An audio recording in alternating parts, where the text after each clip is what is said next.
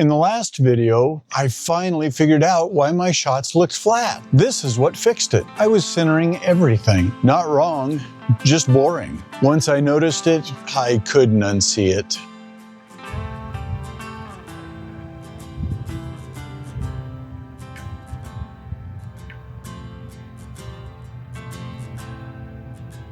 There's a simple guideline that filmmakers use called the rules of thirds. You split your screen into a 3x3 grid.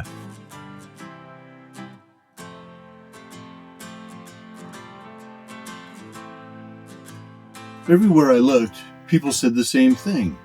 Follow the rules of thirds. So I turned my grids on, I lined things up, I followed the rules, and somehow my videos still felt stiff.